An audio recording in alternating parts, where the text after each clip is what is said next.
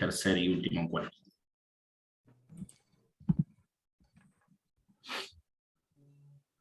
Buenísimo, Bruno.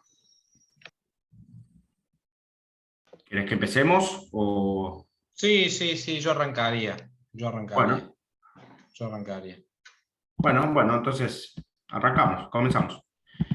Bien, como les decía, el objetivo de este encuentro, de este último encuentro, es reflexionar, que nos adentremos, que penetremos, digamos, en la concepción de política que tenía Arendt, es decir, en el concepto de política. Y me parece interesante que este encuentro gire en torno a una única pregunta, a un único interrogante, que a Arendt le interesó muy fuertemente, muy especialmente, y que me parece nosotros podemos extraer una serie de ideas, de reflexiones y de consecuencias también para pensar nuestro presente político, para pensar la coyuntura política, para pensar, en definitiva, el mundo presente. Esta pregunta es la de ¿qué es la política?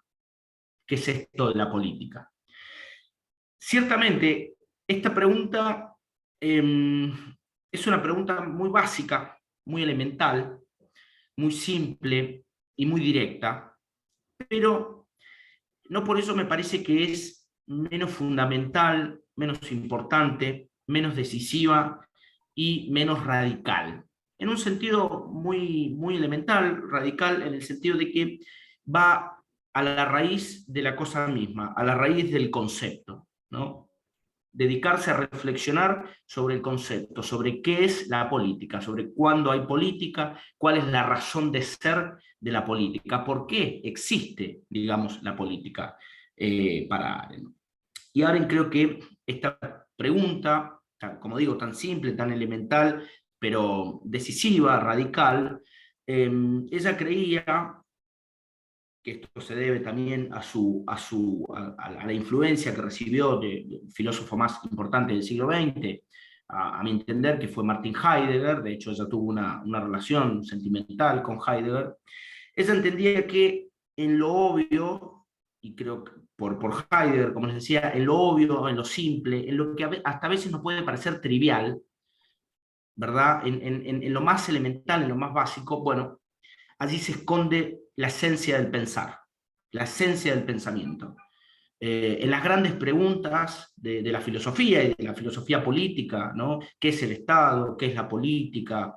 Digamos, ¿qué es la comunidad? Bueno, allí se esconde el núcleo del pensamiento. Arendt, por eso se plantean grandes preguntas como estas, que muchas veces por ahí dijo, no, bueno, ¿qué es la política? Todos sabemos qué es la política, o qué es la comunidad. Bueno, todos sabemos lo que es la comunidad. Nos parece una perogrullada, digamos, muchas veces, y esto no es así. Allí, digamos, se esconde, me parece, el objeto privilegiado de la reflexión y de la comprensión política en este tipo de preguntas.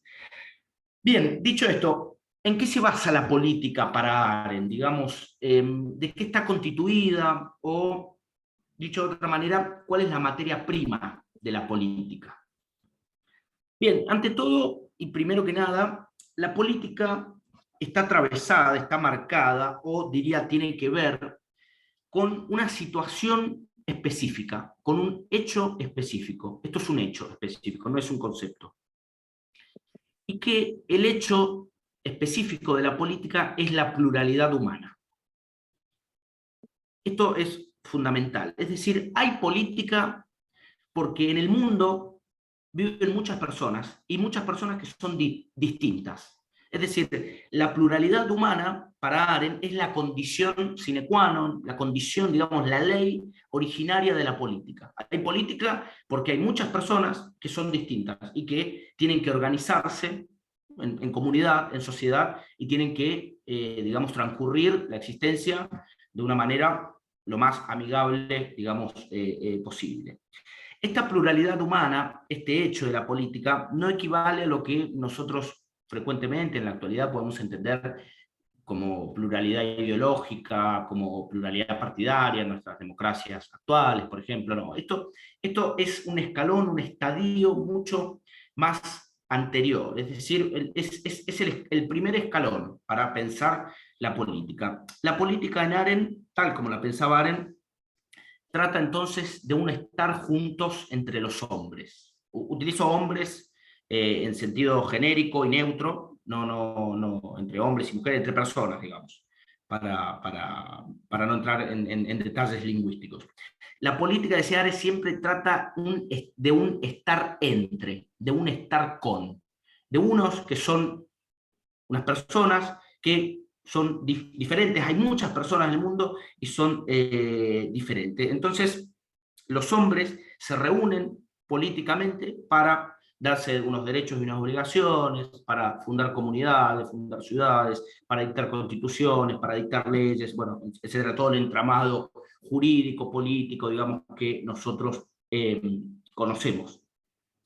En el pensamiento de Arendt, entonces, la política tiene que ver con una pregunta fundamental, que para retomar un libro de Roland Barthes, un filósofo francés muy prestigioso y muy conocido, tenía un libro que se llamaba Cómo vivir juntos, ¿verdad? Esto es la política para Arendt. ¿Cómo es que vivimos juntos? Digamos, ¿cómo nos tenemos que organizar en sociedad? ¿Cómo estar juntos? Esa me parece que sería la pregunta de Arendt, que se basa, como les decía, en este hecho específico, en esta situación de hecho específica que es la irreductible pluralidad, la ineliminable pluralidad humana.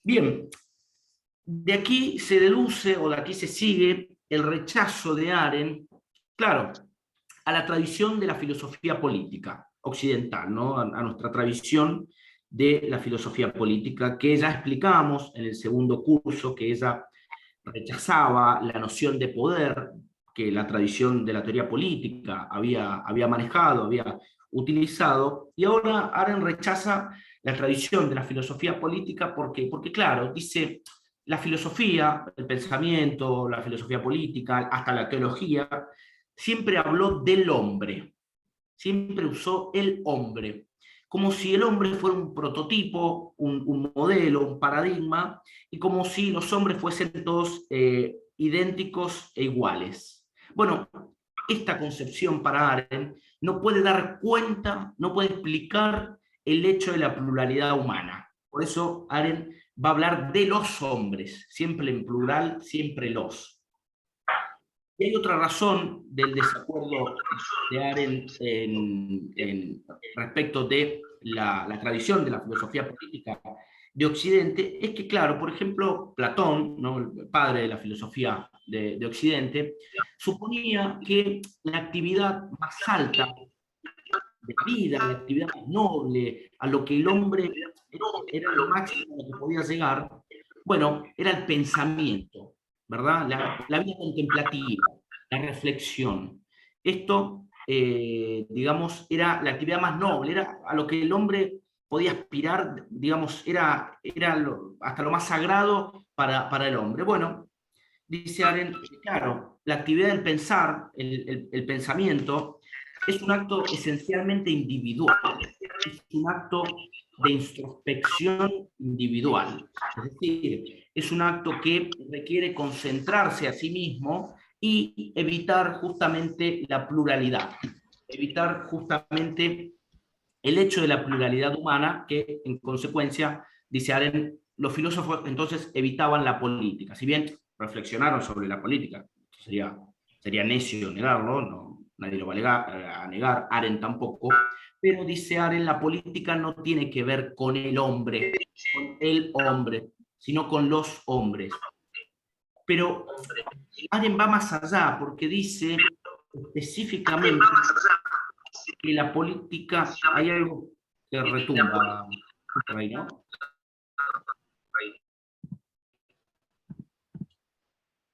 Hola, hola. Ahí anda bien. ¿Ahí está bien? Sí, sí. Bueno, seguimos. Arendt va más allá y dice que la política, en realidad, en sentido estricto, no tiene que ocuparse del hombre.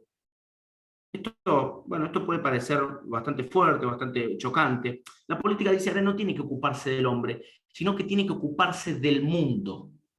La política tiene que ocuparse del mundo, es decir, del espacio en donde transcurre la existencia de los hombres. Ese es el objeto de la política. Me parece que hay en Arendt una revalorización del mundo, del espacio donde conviven los hombres, las personas, y hay lo que yo llamaría, que me gusta mucho el término, en Arendt hay un cuidado del mundo muy fuerte, es decir, un cuidado por las condiciones del mundo donde viven y donde transcurre la existencia de los hombres. Me gustaría citarles un breve fragmento de Arendt en uno de sus textos que escribió en la década del 50 y que, bueno, nunca llegó a publicar por diversas razones, y que en los años 90 se edita póstumamente bajo el título Basis Politique, que es la política. Y allí Arendt escribió lo siguiente, decía: en términos de pluralidad humana existen básicamente dos maneras de estar juntos: con otros hombres iguales a uno, o bien con uno mismo, a lo que corresponde la actividad de pensar. Es decir, en términos de pluralidad humana, es decir, en términos de relación humana, podemos estar con nuestros iguales, juntos con nuestros iguales, o podemos estar con uno mismo pensando, ¿no? Allí identifica ella la tradición de la filosofía política, esto que decía, la vida contemplativa, el pensamiento individual, la introspección individual, etc.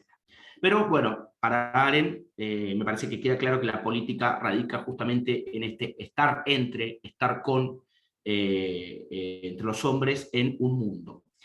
Y en un mundo, ¿por qué? Porque, bueno, digamos, es muy importante, digamos, dónde se despliega esta convivencia humana, dónde digamos, se despliega este estar juntos de las personas. Bueno, Arendt va a decir y va, digamos, a otorgarle en su pensamiento una importancia decisiva a la noción de espacio. Sin política no hay espacio. La política necesariamente implica un espacio e implica un lugar donde la política está enraizada, está ligada estrechamente, está sí o sí, digamos, delimitada en un espacio.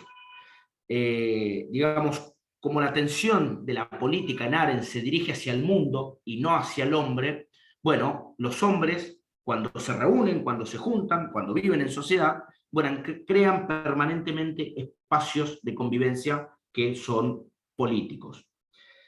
¿Por qué? Bueno, el espacio, digamos, paradigma de espacio político, digamos, el lugar por excelencia de espacio político, Arendt, bueno, lo ve en la polis griega, ¿verdad? Ella tenía una fuerte admiración por la política griega, sobre todo por la Atenas clásica, no tanto así por los filósofos, como explicamos, pero sí por lo que pasaba, por lo que era la política de la polis.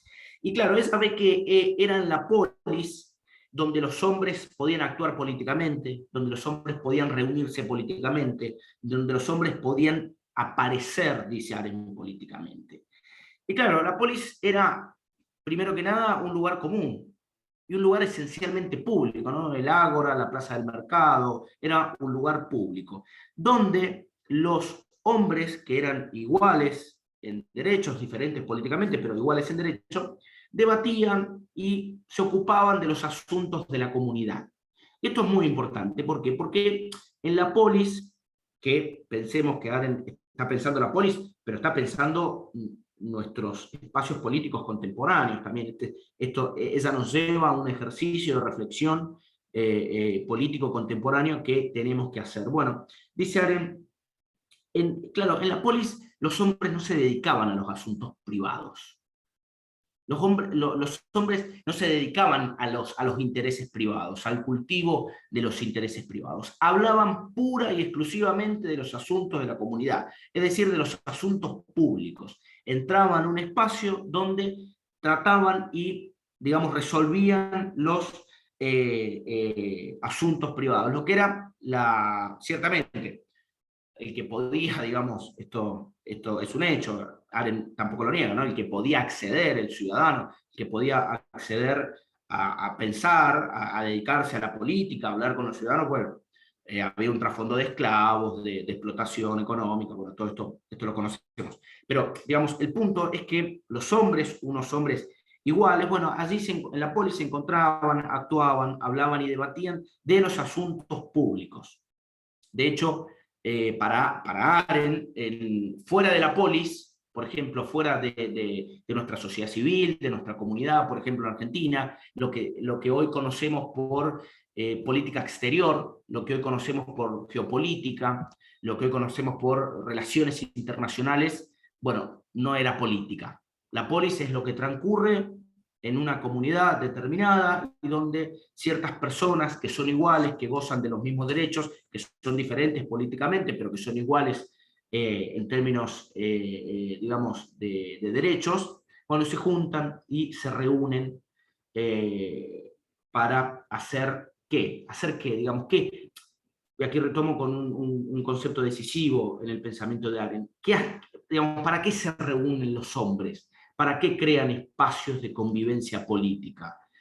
¿No? Estos hombres que, fruto de esta pluralidad humana, que se reúnen en un espacio, se reúnen en un cierto, digamos, lugar, ¿para qué? ¿Cuál es el motivo o la razón de la reunión? Bueno, toda la política en el pensamiento de Arendt gira en torno a la noción de acción.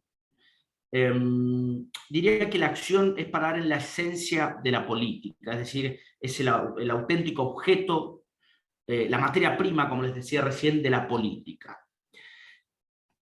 Claro, decir que la acción es el centro de la política, bueno, puede resultar un poco abstracto, un poco impreciso, un poco vago, ¿no? Todos sabemos lo que es acción, la acción humana, ¿no? El hacer algo, pero sigue resultando, me parece, muy impreciso. ¿Cómo definió Arendt a la acción humana, que en última instancia debe entenderse por la acción política? Bueno, esto lo vimos, lo tocamos en el primer encuentro, también de pasado en el segundo, y ahora es el momento de profundizar en este concepto tan importante en la filosofía y en el pensamiento de Arendt como es la acción. Bien, la acción es para Arendt la facultad que tiene el humano de comenzar cosas nuevas. Dice Arendt, la acción es un poder, cito literal, es un poder comenzar. La acción es sinónimo de inaugurar, es decir, de añadir algo nuevo al mundo en el que estamos, de añadir algo nuevo, de crear. Esto lo habíamos visto en el fin del primer encuentro, cuando hablamos de la espontaneidad humana, que justamente en los campos de concentración se destruía. Explicamos que la espontaneidad humana, esta especie de, digamos, de don que tiene el humano de crear cosas nuevas, bueno, se destruía, se cancelaba, se neutralizaba. Bien, la acción es esta espontaneidad humana, es la capacidad del hombre de poder comenzar. De hecho, Arendt califica a la acción humana y a la acción política, en consecuencia, como un milagro, literalmente, como un milagro. La acción humana, dice Arendt, es un milagro. ¿Por qué un milagro? No, digamos, en sentido religioso, sino la califica, toma un elemento del concepto de milagro y que la califica como milagro porque, claro, dice Arendt, la acción humana puede romper, puede alterar, puede destruir y puede quebrar el nexo causal entre una causa y un efecto. Los milagros rompen el nexo causal entre una causa, sobre todo las leyes de causalidad natural, justamente digamos, el poder del milagro es que rompe humana. Bueno, la acción política, dice Arendt, también puede alterar la regularidad y la causalidad humana, es decir, puede, digamos, abre, digamos, un ciclo, un proceso, un acontecimiento que rompe con la causalidad humana, es decir, pone algo nuevo en marcha y que desencadena la acción política una serie de consecuencias imprevisibles, imprevisibles e impredecibles, es decir, totalmente incalculables, totalmente inesperadas. No sabemos lo que puede hacer la acción política. De allí también el potencial de la política para cambiar el mundo. ¿Por qué? Porque los hombres, en la medida en que actúan políticamente, que todo el tiempo tienen este poder de poder comenzar, esta facultad del poder comenzar, de hacer cosas nuevas, de inaugurar, bueno, transforman el mundo. La acción es la vía en Arendt para la transformación del mundo. La acción política es la vía de la transformación del mundo. Por este motivo, Arendt, claro, acentuó en vez de la vida contemplativa, de la vida contemplativa, como explicamos recién, la forma preferida, por ejemplo, de Platón, claro, acentuó el concepto de vida activa. Lo que lo que le interesaba era la vida activa y no la vida contemplativa. Y además, hay algo muy interesante que Arendt desarrolla en el libro que hemos mencionado, en La condición humana, de 1958, uno de sus libros más importantes, más densos, más profundos. Bueno, claro, allí Arendt, en un largo estudio, distingue, disocia la acción de otras actividades humanas, como por ejemplo el trabajo, lo que ella llama la labor, la producción, el consumo. ¿Por qué? Porque, claro, dicen, estas facultades, digamos, estos hechos, estas situaciones del consumo, de la producción, de la fabricación, del trabajo, claro, son ciclos esencialmente repetitivos, se repiten todo el tiempo, porque bueno, tenemos que vestirnos, tenemos que comer, tenemos que trabajar, tenemos que producir. Bueno, la acción rompe la repetición, rompe esta repetición, esta monotonía del mundo para hacer nacer cosas nuevas y singulares. En este sentido, me parece que hay en Arendt digamos, un llamado muy, muy fuerte a la iniciativa política, es decir, a la iniciativa en tanto, digamos, trabajo político nuevo, a hacer cosas nuevas, a comenzar cosas nuevas, que es, como les decía, la herramienta para cambiar el mundo, para transformar el mundo. ¿Y esto por qué? Bueno, esto me parece que reviste una inevitable, digamos, actualidad, porque bueno, nuestro mundo, si uno mira al lado, al costado, está plagado de injusticias, está plagado de desigualdad, está plagado de pobreza, está plagado de corrupción, está plagado de abusos de poder, está plagado de exclusión de ciertas personas, está plagado de violación de derechos. Bueno, la acción es la vía, piensa Arendt, para cambiar y para transformar el mundo. Bien, me gustaría leerles un fragmento que decía Arendt cuando, claro, decía, refiriéndose a la acción, el hombre puede empezar porque él es un comienzo, el hombre es un comienzo.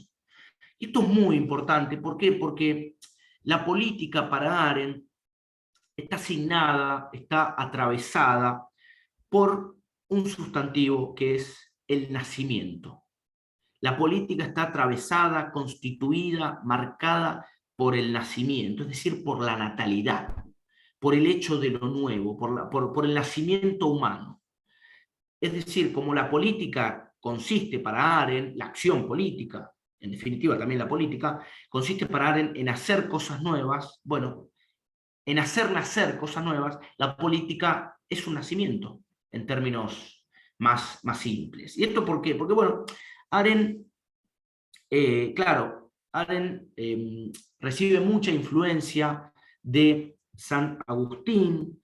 Recordemos que Arendt hizo su tesis doctoral en 1929 bajo la dirección de quien va a ser un amigo, maestro y amigo de toda su vida, Karl Jasper, sobre justamente el pensamiento de San Agustín.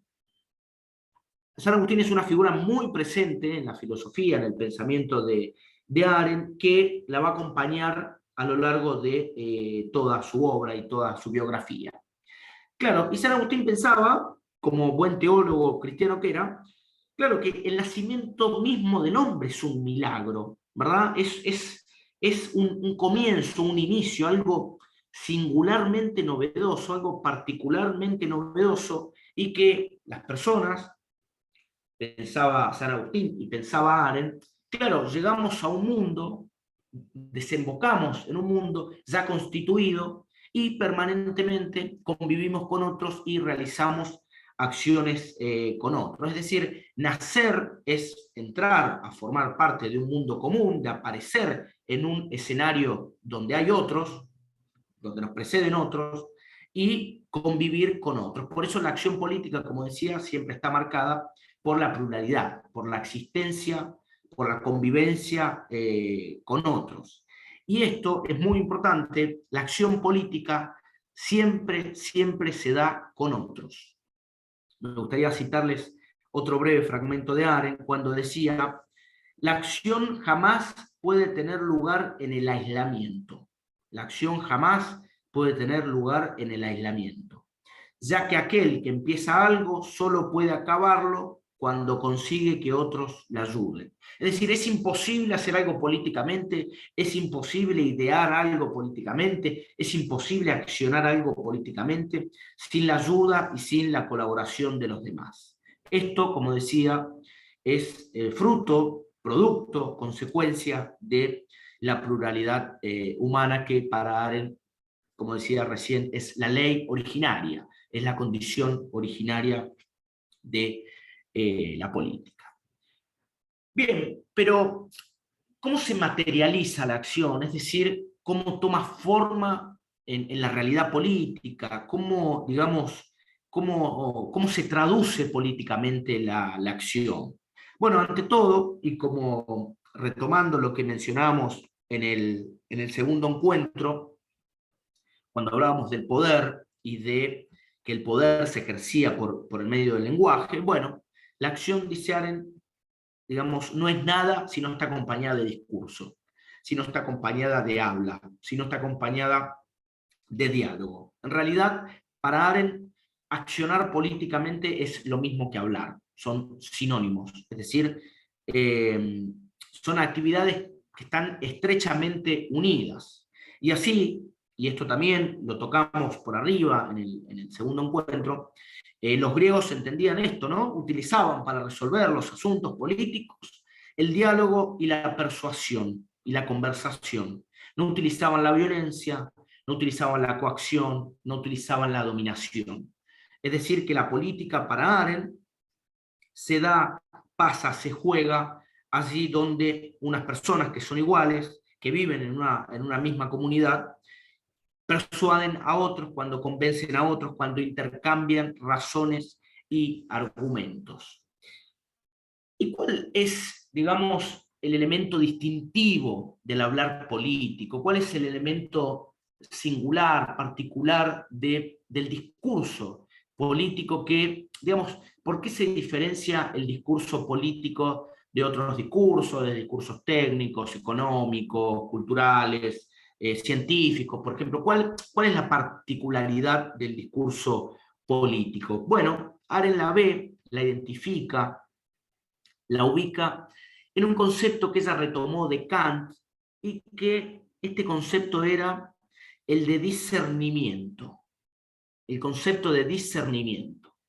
¿Qué es el discernimiento para Arendt en el pensamiento de Arendt? Bueno, como la política, dice Arendt, está marcada, como decíamos, por la pluralidad humana, se constituye por la pluralidad humana, claro, el discernimiento radica en la circunstancia de que, digamos, un asunto político, un tema político, una situación política, una ley, una política pública, lo que sea en términos amplios, dice, puede verse, interpretarse y pensarse desde muchas facetas, desde muchas perspectivas, desde muchos puntos de vista.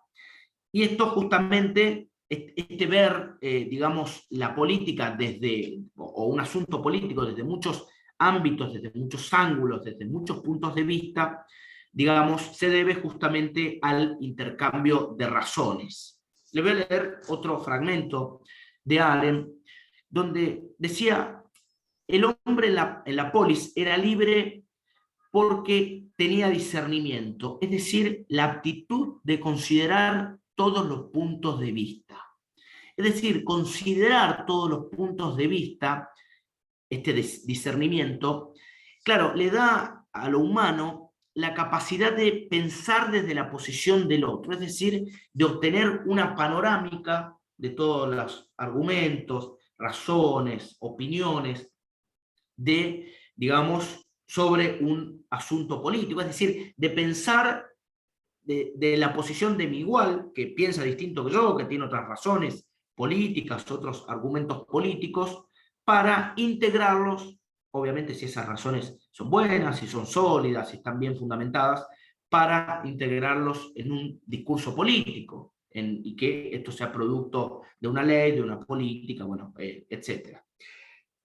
Claro, el discernimiento no tiene lugar, por supuesto, en una tiranía, en una autocracia, en una, digamos, sí, en un totalitarismo, por ejemplo, como explicamos, porque sabemos que no todos los puntos de vista, digamos, son escuchados, ciertamente en una tiranía, en una autocracia, un régimen que reprime la libertad de poder decir lo que queramos, sobre todo los discursos críticos al poder establecido, bueno, esto no puede darse. El discernimiento supone necesariamente, como en la actualidad, por ejemplo, un sistema democrático donde se garantice libertad de prensa, pero ahora voy a hacer una aclaración sobre este punto. En resumen, lo que quería señalar era que el discernimiento, tal como lo piensa Arendt, supone un sistema, digamos, donde se garantice el pensar distinto, donde se garantice la libertad de expresión, donde se garantice la diferencia política. Pero me gustaría hacerles una aclaración respecto que mencioné ciertamente el término libertad de expresión. Discernimiento, tal como lo entiende Arendt, no es libertad de expresión. Esto es importante. ¿Por qué? Porque nosotros, sobre todo desde la modernidad, tenemos muy incrustado, muy, digamos, integrado el concepto de libertad de expresión, que ciertamente se da, digamos, todos ustedes saben, cuando un individuo, o un grupo, o un pueblo, o un colectivo, cualquiera sea, puede emitir, digamos, sus ideas y sus juicios con absoluta libertad, y que no sea castigado, reprimido, censurado o sancionado. Bueno, pero no, la noción de discernimiento en el pensamiento de Arendt va mucho más allá que la libertad de expresión. ¿Por qué? Porque justamente aspira, tiene por objetivo, apunta a formar la voluntad común de un pueblo político, considerando todos los puntos de vista. Esto es mucho más que la libertad de expresión, el discernimiento. Y aquí justamente reside la política del discernimiento.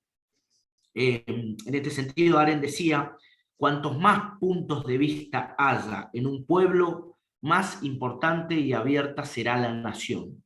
Cuanto más puntos de vista haya en un pueblo, más importante y abierta será la nación. Es decir, un pueblo, una nación, cuanto más, digamos, diversa sea, cuanto más opiniones haya, cuanto más discursos políticos haya, cuanto más intercambio de razones haya, más fuerte va a ser, más consolidada va a estar, más cohesionada va a estar.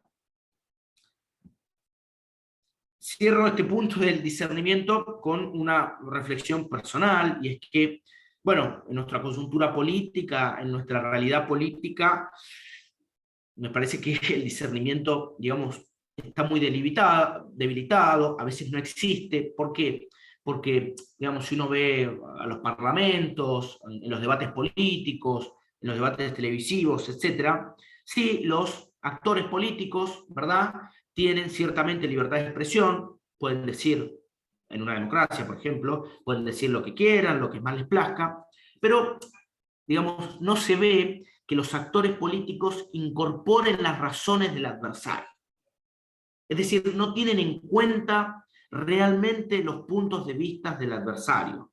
Muy rara vez ocurre esto, es decir, no incorporan, porque el adversario puede ser que tenga buenas razones, puede ser que tenga razones sólidas, puede ser que tenga razones, digamos, fundamentadas, convenientes para resolver un problema político. Bueno, los debates en los actores políticos, en los parlamentos, en los medios, se parecen más a un diálogo de sordos, y me parece que la noción de discernimiento haría muy bien en la actualidad política para fortalecer y robustecer los debates políticos y en consecuencia mejorar la sanción de las leyes, el dictado de políticas públicas, bueno, y todo lo que viene en consecuencia. Bien, cierro con un punto, con una característica, diría un elemento, que todos estos conceptos de espacio, estos conceptos de pluralidad, de acción, de discernimiento, que son constitutivos de, digamos, la noción de la política en Arendt, bueno, hay un término que es, me parece, el que cierra todo, el que enlaza, el que agrupa todos estos términos, los vincula y les da la cohesión que, necesaria para, en Arendt, que ella, digamos, reflexionó, me parece, digamos, y creó una categoría de política bastante sólida, bastante compacta, argumentada, y para nada endeble o débil. La noción de política de Arendt es una noción muy trabajada,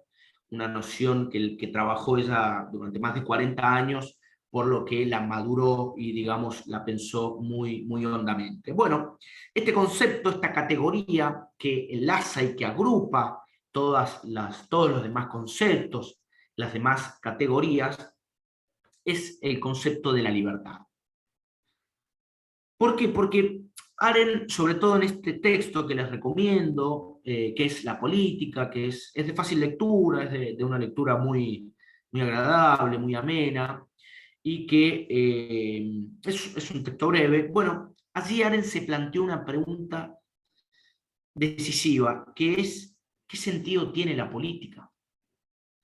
¿Por qué la política? Es decir, ¿para qué existe la política? ¿Cuál es el sentido de la política? ¿Cuál es la razón de ser y de existir de la política? Bueno, Arendt para esto ofrece una respuesta inequívoca, una respuesta indudable, que es que el sentido de la política es la libertad. Es decir, digamos, la política no tiene ningún sentido, la vida política no tiene ningún interés y ningún sentido si no hay libertad. La libertad es la auténtica, digamos, preocupación de la política. Y esto se debe sobre todo a dos razones. Una razón, digamos, que primeramente la calificaría como histórico-biográfica del pensamiento de Arendt, y que ella, ciertamente, como hemos explicado en estos dos encuentros, ella vive en un tiempo político, sobre todo, con los años del totalitarismo, sobre todo que, como sabemos, la llevaron a exiliarse de su sociedad, de la sociedad alemana. Bueno, justamente, ya lo hemos explicado esto, pero los totalitarismos destruyeron la libertad política, la cancelaron, la neutralizaron. Es decir, el tiempo en el que vive Arendt fue un tiempo donde no existió libertad política, y ella, como explicábamos los encuentros pasados, lo sufre en carne propia. Pero hay otra razón más importante, me parece, sobre el término libertad en Arendt, porque reviste un significado específico, y diría que es un término técnico en el pensamiento y en la obra de Arendt. ¿Y por qué? Porque, bueno, la libertad en Arendt no es el libre albedrío. La libertad en Arendt no es esto de hago lo que quiero. La libertad en Arendt no es, digamos, tampoco el pensar lo que quiero, no es elegir entre lo que creo bien y lo que creo mal, lo correcto o lo incorrecto. La libertad política tampoco reside en el libre pensamiento individual, como decía. Eh, Nada de esto. La libertad no pasa por estos conceptos, por estas situaciones. Para Arendt, la libertad política pasa por aquel que explicamos hace un ratito, por aquel poder comenzar de la acción humana. Eso es la libertad para Arendt. Acción y libertad son sinónimos. Acción y libertad en Arendt es una y la misma cosa. Y, digamos, es este milagro, la libertad, este milagro de que el hombre puede crear constantemente, de que tenemos la capacidad y el poder de crear cosas nuevas, de inaugurar cosas nuevas constantemente. De hecho, les leo una oración de Arendt que me parece muy importante respecto de esto, cuando Arendt decía que los hombres son libres mientras actúan. Los hombres son libres mientras actúan, ni antes ni después, porque ser libre y actuar es la misma cosa. Ser libre y actuar es la misma cosa. Es decir, la libertad para Arendt es, diría, una característica, un atributo, una propiedad de la acción y no de la voluntad, no del hago lo que quiero o de manejar, dirigir mi vida conforme a mi voluntad, a hacer lo que quiero, tampoco del pensamiento individual. La libertad, entonces, repito, es, digamos, una característica de la acción, de este poder comenzar, de esta facultad del hombre de crear algo nuevo. Claro, pero Arendt ve en la polis, y allí me parece se revela digamos, el pensamiento, me parece, más jugoso de Arendt sobre la libertad, cuando, claro, Arendt estudia la polis, que ella, como les decía, admiraba a los griegos, a la Atenas clásica, y decía que los griegos, claro, eran libres porque justamente en la polis no había dominadores ni dominados, no se mandaban ni se obedecían. Es decir, en la polis trataban iguales con iguales, y eso es la libertad. Dice Arendt, sin tales otros que son mis iguales, no hay libertad. Por eso, y esto es muy importante, quien domina a los demás no es libre. Por ejemplo, un autócrata, por ejemplo, un dictador, por ejemplo, un tirano, por ejemplo, un déspota. ¿Por qué? Porque justamente no trata con iguales. Un autócrata, un tirano, un déspota, solo sabe ordenar. Y lo ordena a personas que considera inferiores o súbditos o de otra categoría. No son sus iguales. La libertad, digamos, quien domina a otros, para Arendt no es libre. Puede tener mayor poder, mayor influencia, mayor riqueza, más bienes, etc. Pero no es libre. Quien domina a otros no es libre. Y esto me parece, digamos, fundamental, y aquí entro en el terreno, me parece más jugoso de la concepción política de Arendt, es que, claro, como para Arendt uno es libre cuando trata con iguales, pura y exclusivamente, entonces de aquí se sigue que Arendt no separa igualdad y libertad. Esto nosotros desde la modernidad hemos separado libertad e igualdad, sobre todo, ¿por qué? Porque, bueno, integramos en el concepto de igualdad, sobre todo está incluido, está compuesto por la cuestión social, por la cuestión de la riqueza, digamos, por la cuestión distributiva, pero Arendt dice que no, uno es libre, dice Arendt, cuando trato con mis iguales, cuando estoy con mis iguales. Entonces, no puede haber libertad sin igualdad y viceversa, son las mismas cosas, son idénticas. En este sentido, un filósofo francés contemporáneo, que se llama Etienne Balibar, ha trabajado, ha acuñado un concepto que me parece muy sugerente, muy interesante para pensar la política, que es, y que tiene un libro, y que, bueno, ha seguido mucho a Arendt también él, que se llama este concepto la igual libertad.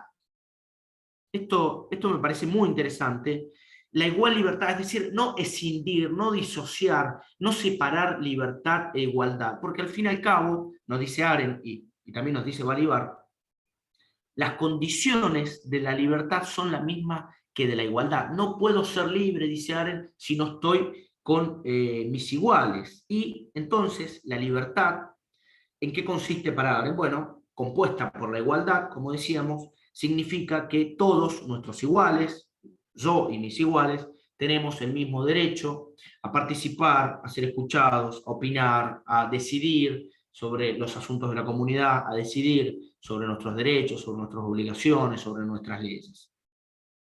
Me parece que esto es, digamos, el ser escuchado, visto, reconocido, el decidir con mis iguales, es, digamos, la esencia de la libertad política para Arendt. Y como decía, no puedo ser libre, no existe para Arendt la libertad política si no estoy con iguales. Es decir, la política, la libertad tampoco puede ser individual, nunca puede ser sola para Arendt, siempre es colectiva, siempre es con otros, siempre es con mis iguales. De hecho, Arendt tiene una frase extraordinaria en La condición humana, cuando escribió, donde sea que vayas serás una polis.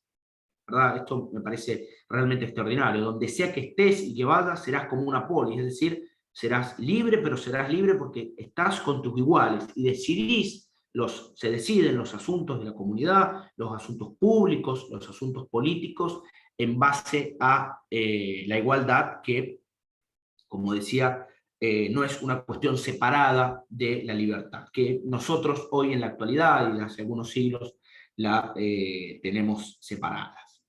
Y cierro con un punto, con una característica, me parece, esencial del pensamiento de Arendt y muy actual, y es que, claro, de aquí se sigue, de estas ideas de Arendt, se sigue que la libertad política concretamente, y la libertad en general, nunca puede darse en la esfera privada.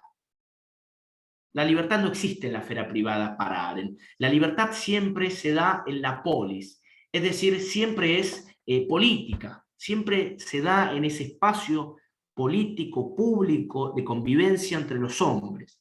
Digamos que el cultivo, el desarrollo, la búsqueda de los intereses privados, la búsqueda de la riqueza privada, del progreso individual, en términos privados, digo, ¿no? Bueno, esto pertenece, dice Arendt, más bien piensa Arendt al campo de la necesidad, al campo de la economía, de la producción, de lo privado, pero no de la libertad. Lo privado no integra la esfera de la libertad.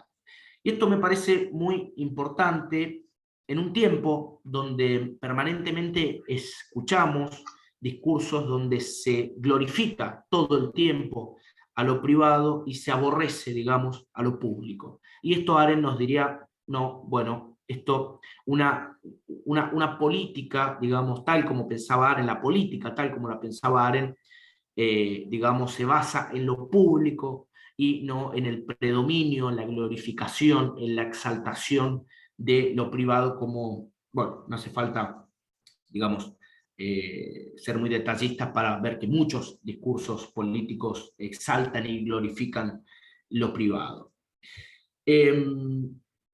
Me gustaría leerles esta cita, y con esto cierro, que me parece una cita extraordinaria, que Arendt, y que me parece que resume muy bien el pensamiento político de Arendt, me parece que resume muy bien las ideas políticas de Arendt. Arendt escribió, dice así: se necesita valor para abandonar la seguridad privada de las cuatro paredes y entrar en el campo público. Se necesita valor para abandonar la seguridad privada de las cuatro paredes y entrar en el campo público. No por los peligros particulares que puedan estar esperándonos, ¿verdad? No por los peligros particulares que nos pueden esperar en lo público, sino porque hemos llegado a un campo en el que la preocupación por la vida individual, quiere decir, ha perdido su validez. En política, lo que se juega no es la vida individual, sino el mundo.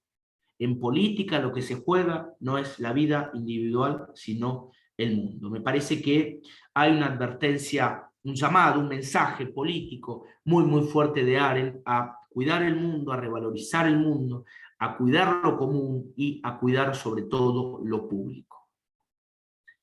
Bien, con esto cierro. Si quieren, dejamos lugar a las preguntas, las inquietudes y al debate. No sé si, Gregorio, estás por ahí.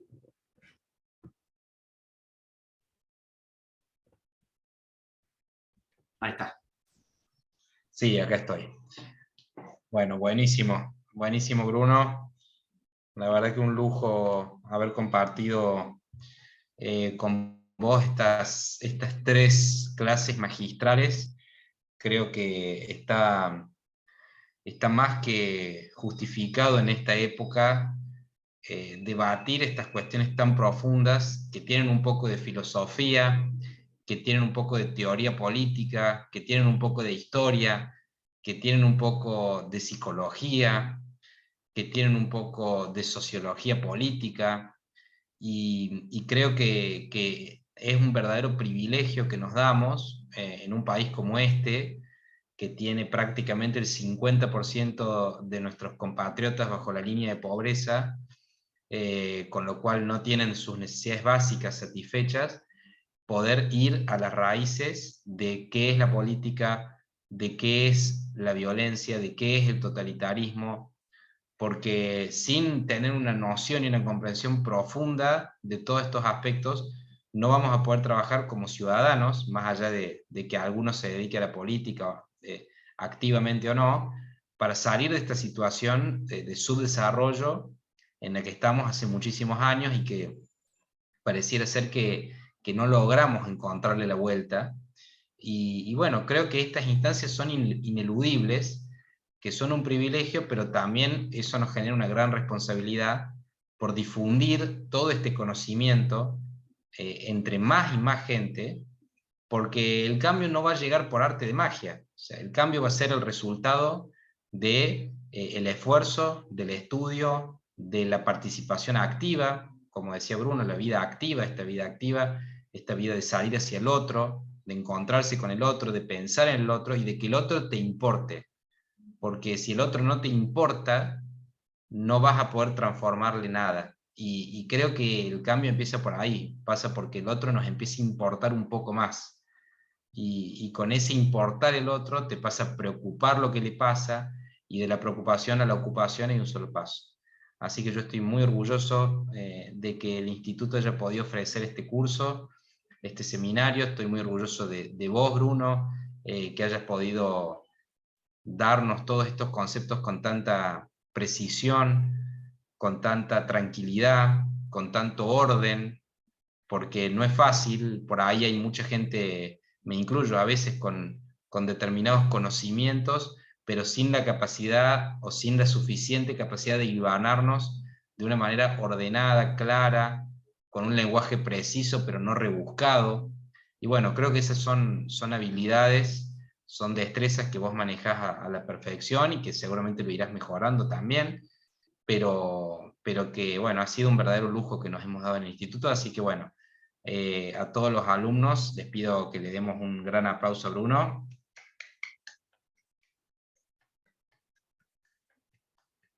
Un gran aplauso, y bueno, vamos a las preguntas, si les parece. No sé, tratemos de ser concisos, digamos, con las preguntas, así podemos aprovecharlos, no nos quedan muchos minutos. Ahí lo veo Pedro, que me hizo acordar que los certificados los vamos a estar mandando por mail la semana que viene, para todos ustedes, y ¿qué era lo segundo? Me olvidé. Buenas noches a todos, que también vamos a estar mandando por mail las clases grabadas, tanto la primera Eso. como la segunda, que ya están subidas y vamos a mandar el enlace la semana que viene, y esta que está siendo grabada ahora. Buenísimo. Bueno, quiero agradecer especialmente también a todo el equipo del instituto, a Pedro, que ahí lo vemos, que con sus 20 añitos, 21, ¿no? No, 21, 21 o 20. Bueno, ya me 21, olvidé. 21. Ah, cierto, que cumpliste 21. Bueno, a Pedro, a Maxi Arnosio, que hoy lamentablemente no pudo estar, pero que es una pieza fundamental. Ahí lo veo a Charlie, que decíamos que sin Maxi se nos cae el instituto por completo. Así que bueno, a Maxi, a Pedro, a Charlie, a Cecilia, que por supuesto siempre está al pie del cañón, desde lo logístico, desde todo. Ahí la veo a Vero. Así que bueno, agradecer a todo por supuesto a Carolina Macione, la directora del instituto. Pero bueno, vamos a las preguntas. Grego, ahí yo la vi a Laura, Sí, que está con la mano dale levantada. Laura, dale, dale. Tenés que desmutearte, Laura. Ahí está, ahora sí. Sí, Bueno, perfecto.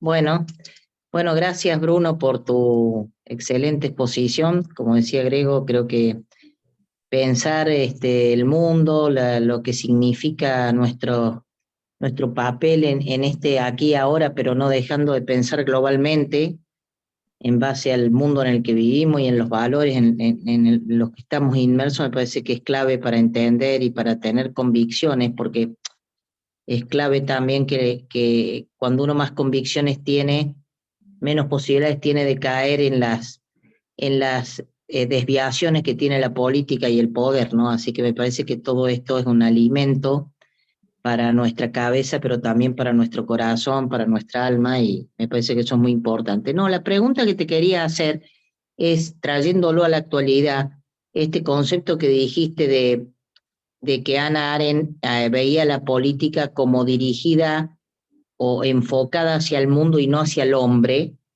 no entendí bien ese concepto, porque como, como decirte, en principio cuando uno dice el mundo significa también el hombre, no entiendo, o si vos lo podés traer a la actualidad, ¿cómo lo aplicarías? Esa es una pregunta. Y la otra pregunta es que vos hablaste de la noción de discernimiento y lo relacionaste, que me pareció muy importante lo que dijiste, que no incorporamos las razones del adversario y que es un diálogo, eso es tal cual y es uno de los dramas de la política y es una de las causas por la cual no se puede arribar a consensos en cuestiones claves para la vida de los argentinos. Bueno, quería que me dijeras, vos hablabas de noción de discernimiento y diálogo de sordos y lo relacionabas a las dos cosas y no entendí la relación entre una cosa y otra. Bien, Laura, buenísima. Bueno, buenísimas tus preguntas. Empiezo, si me dejas, por la segunda. Sí. Sí, la noción, digamos, de discernimiento que trabaja en Arendt.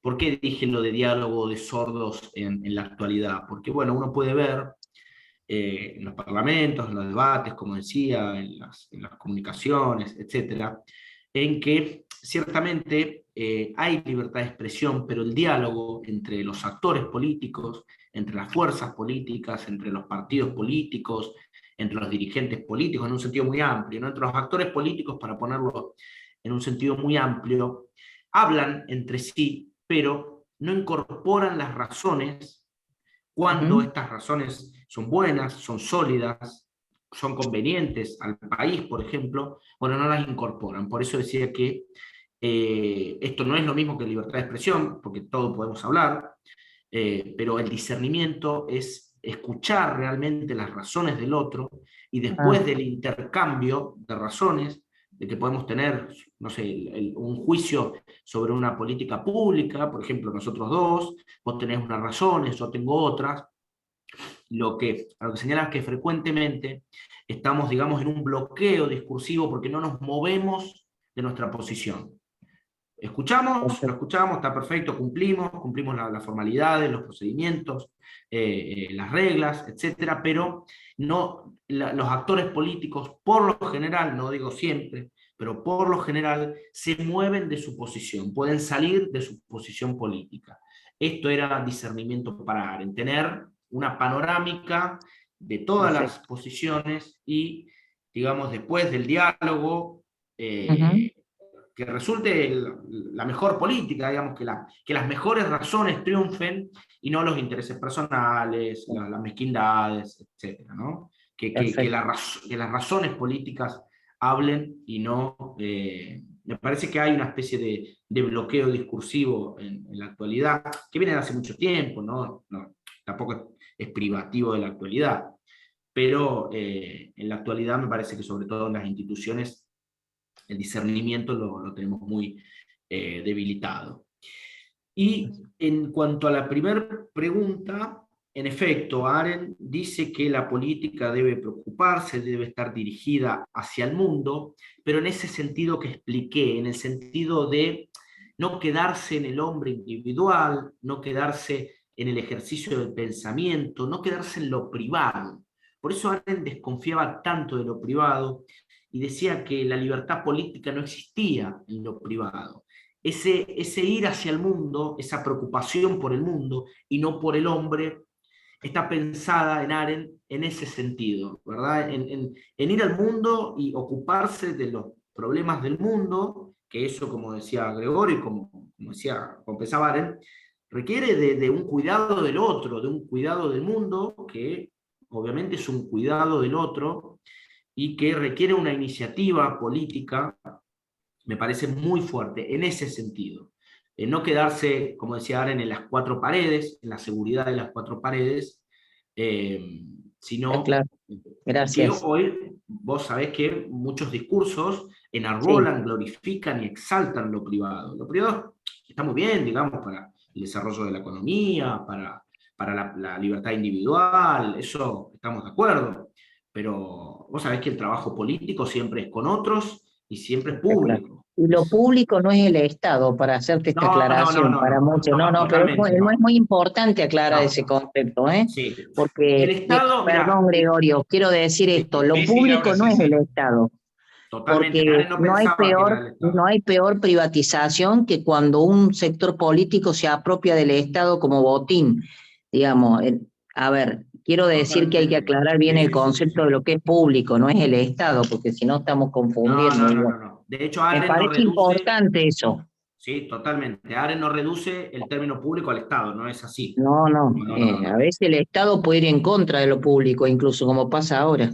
Totalmente, totalmente de acuerdo. Ah, Sí, sí, sí, sí. Pero, digo, hay esa preocupación, ese llamado a lo público, no al Estado, sino a lo público, sí. muy, muy fuerte y que, como decía, explica el recelo, la desconfianza de Arendt sobre la vida privada, enteramente privada, digamos. Gracias, gracias Bruno. No, por favor. Hola. Sí, ¿quién? A ver, ¿quién es? Ahí alguien me parece que quiso hablar, pero no llegué a ver quién era.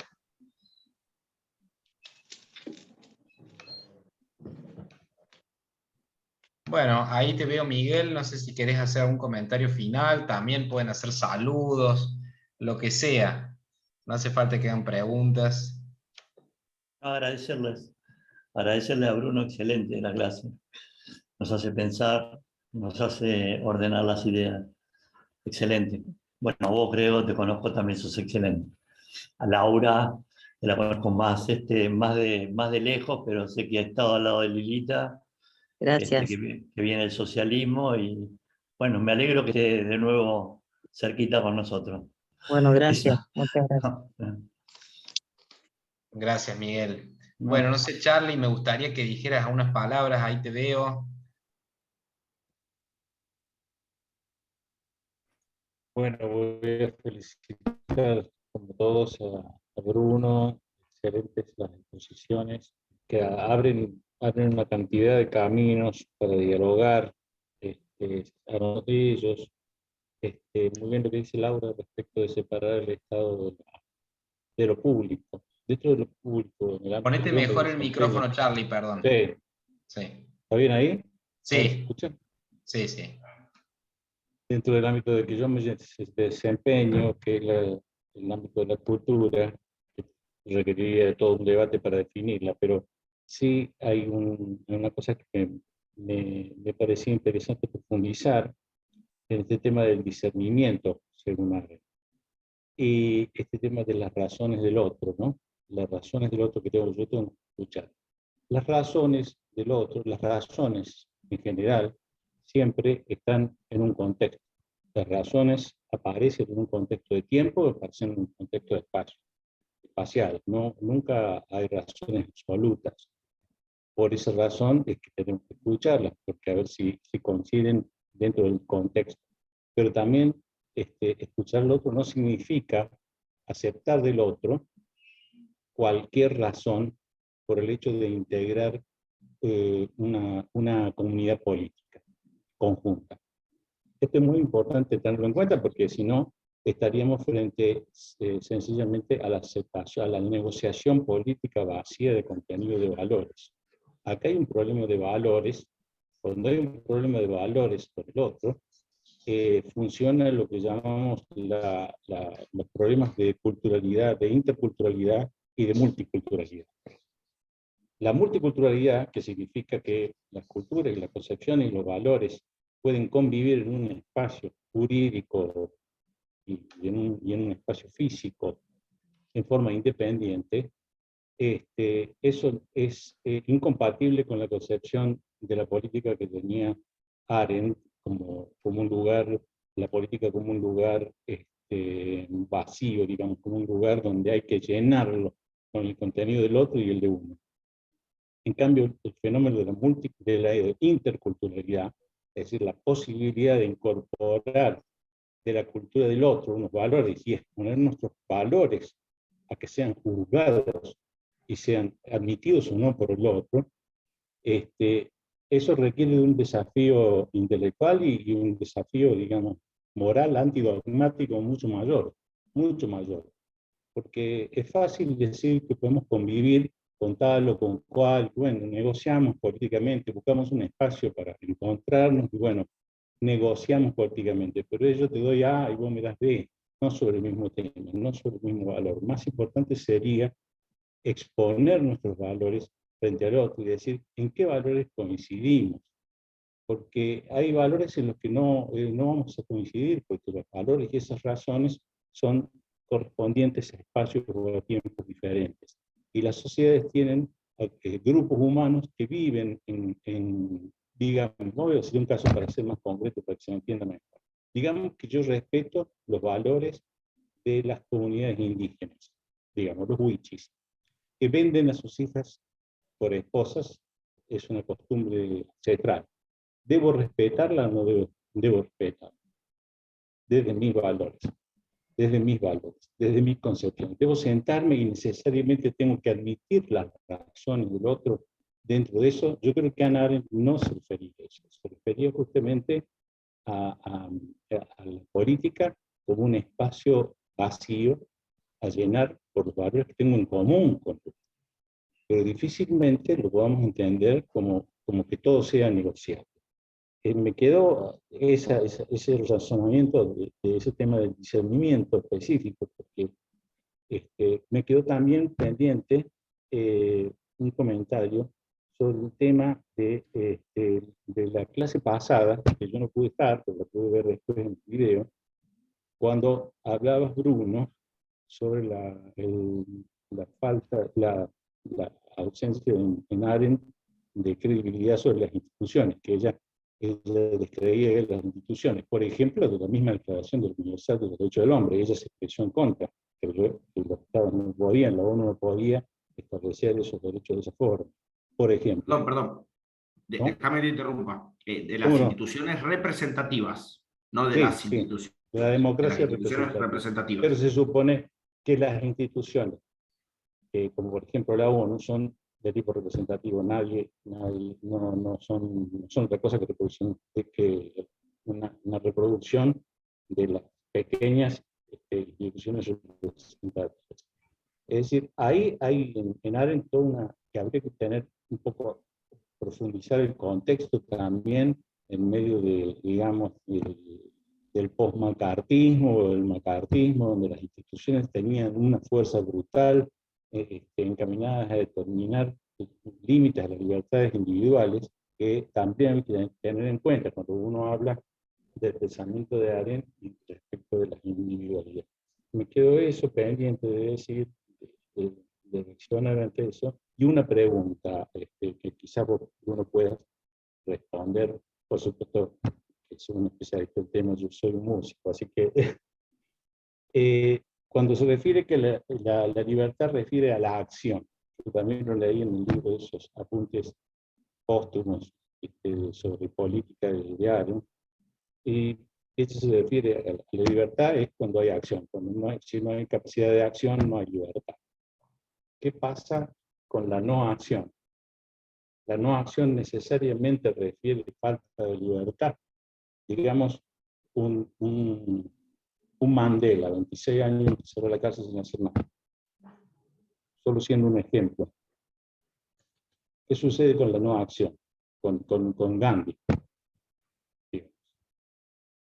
Cuando la no acción, de alguna manera es acción. Bueno, eso me gustaría que si vos podés profundizarlo, porque sería muy bueno para todos.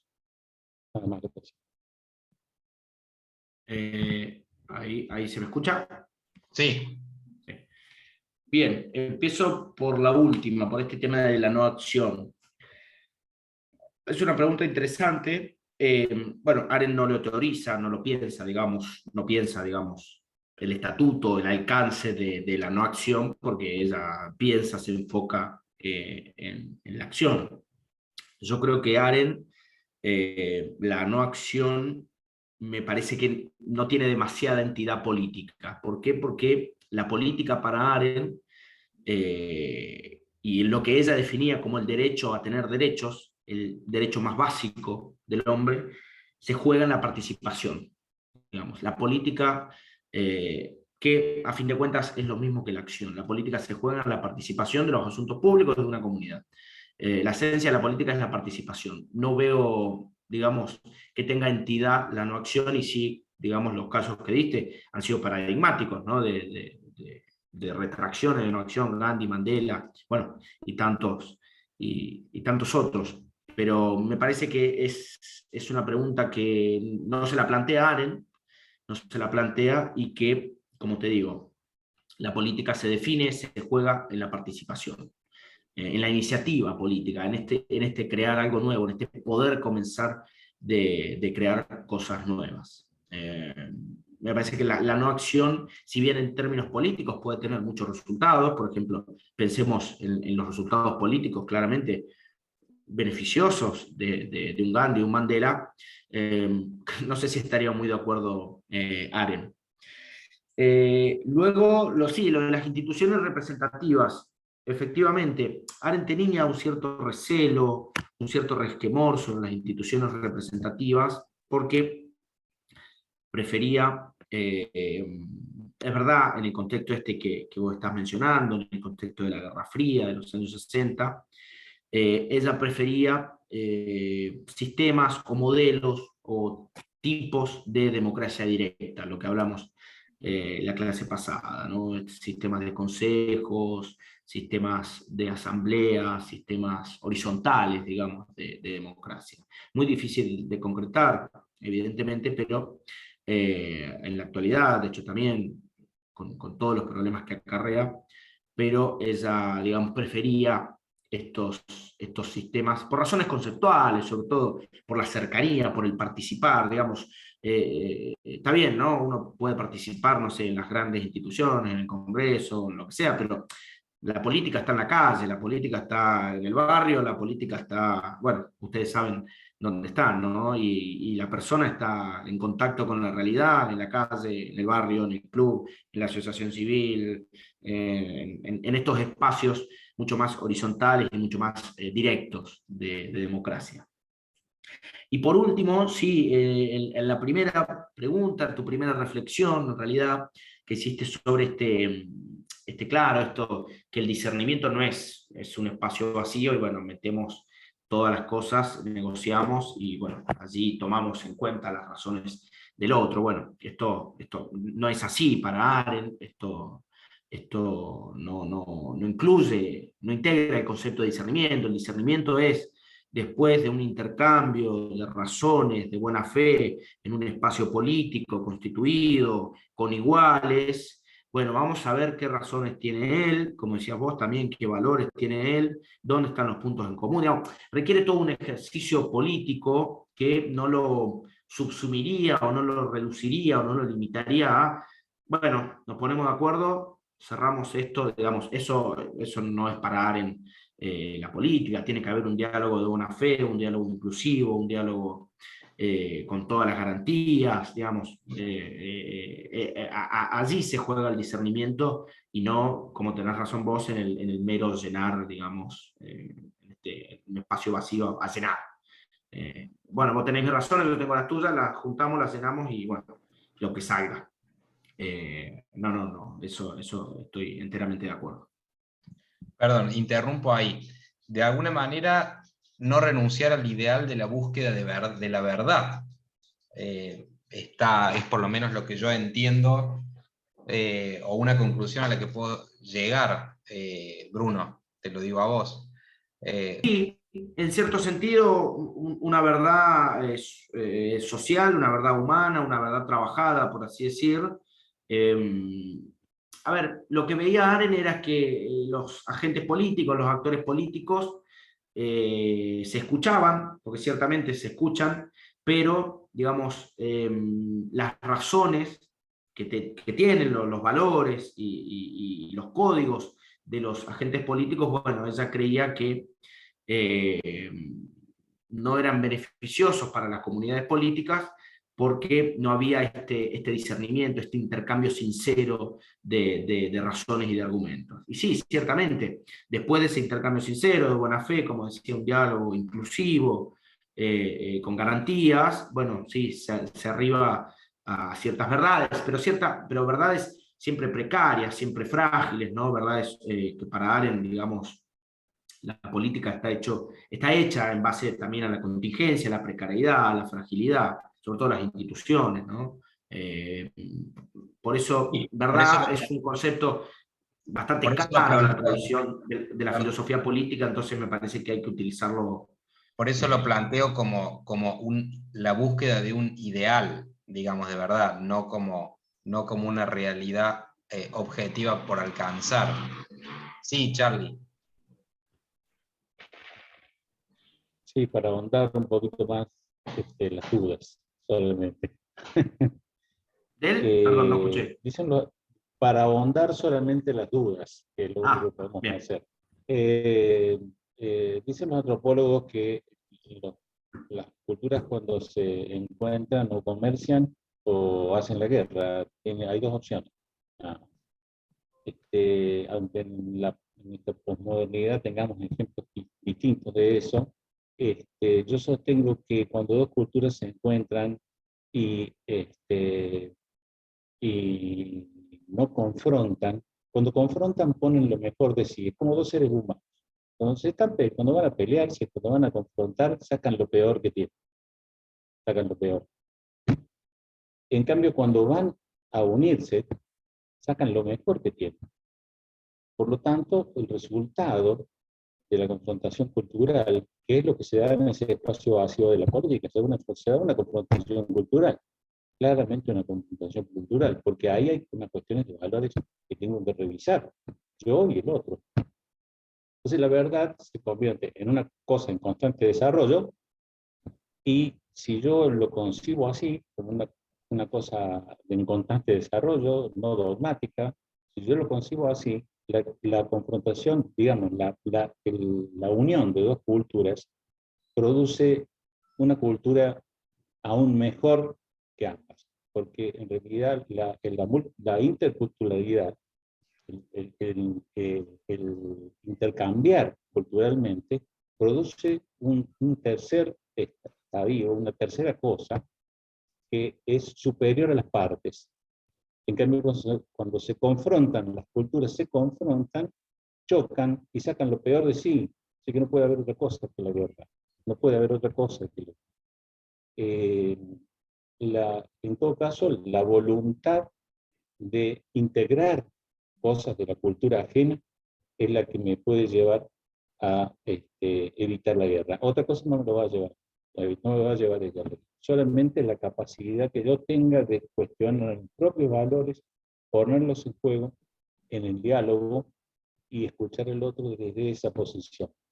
No creo que la verdad sea una verdad, no exista como tal, sino que es una construcción permanente. Eso quería opinar sobre eso.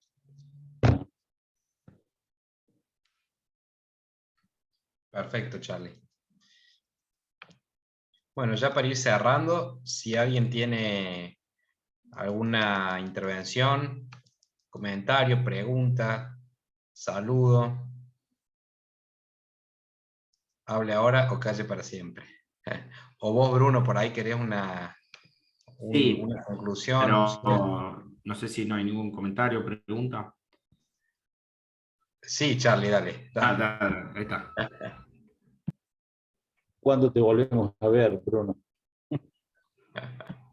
Cuando quieran, cuando organizamos alguna otra actividad. Bueno, no, agradecerles mucho, agradecer a Gregorio especialmente, a los chicos del instituto, a Maxi, que me ha tratado muy bien durante todas estas semanas, agradecerle a todos por estar acá, por participar. Igual lo mejor, digamos, que podemos hacer es leer a Aren. Eso me parece que es el ejercicio, lo que mejor podemos hacer. Leer los libros de Aren, porque además era una escritora que tenía grandes dotes de escritura y no escribía difícil, escribía de manera muy amigable, muy amena, entonces me parece que en ese sentido es una amiga, Aren, ¿no? En los libros. Así que agradecerles a todos por participar. Para mí ha sido muy grato estos 3 encuentros, estas estas 3 fechas. Y nada, a disposición, y me encantaría que en el futuro sigamos pensando junto y contra, también contra Aren, junto y contra Aren, que ese me parece que es el ejercicio más interesante. Así que muchas gracias. Bueno, muchas gracias, Bruno.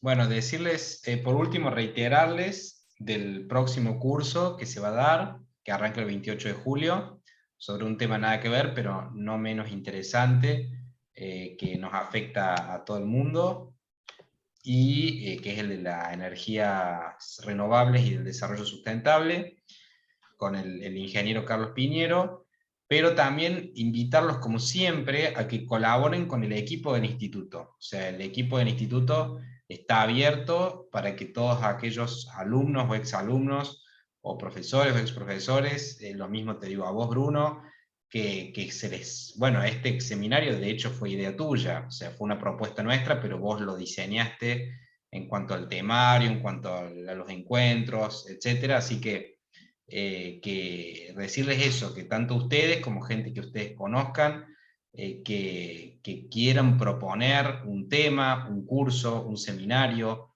un encuentro, no hace falta que sean 3, puede haber cursos más cortos, encuentros de una sola vez, que estamos abiertos, o sea que tienen todos nuestros números, el que figura que es el oficial, en el flyer, tienen nuestros contactos, tienen nuestros números, así que por vía mail, etcétera, hacerles esa invitación, que es una invitación sincera, para que el instituto crezca y se difunda. Necesitamos más colaboradores, más personas comprometidas. El instituto no tiene dueño, y es un espacio abierto, plural, justamente de debate cultural y político, para que sea compartido por todos. Así que se sientan parte de este equipo, que ya lo son, de hecho, pero se los quiero decir para que lo tengan claro. Ustedes son parte de este equipo, en la medida en que seamos más personas las que proponemos ideas, las llevamos a cabo, esto va a crecer más, y la verdad que es tan hermoso poder compartir la cultura, el pensamiento, el debate, el intercambio de ideas. Es tan hermoso vivir esto, que es una lástima que mucha más gente no sepa, porque lo más probable es que mucha gente no sepa que existe, ¿no?, este ámbito, que no es que no quiera estar o que no pueda estar, porque tampoco es que hemos cobrado mucho. Es cierto que la mayoría de los cursos no son pagos, la mayor parte de los cursos de este tipo, digamos, pero la verdad que lo que creo sinceramente es que muy poca gente sabe, y todos debemos tener contactos con personas politizadas o ocultas, o que les interesaría. Bueno, esa invitación, nos pongamos todos la camiseta del instituto, y lo salgamos a hacer conocer, y como les digo, estamos todos abiertos a escuchar propuestas, de temas como este o incluso distintos. Así que bueno, con eso como cierre, mandarles un abrazo muy muy grande. También ha sido un placer volver a compartir esto, habernos visto primero presencialmente y ahora virtualmente, pero bueno, estar en contacto.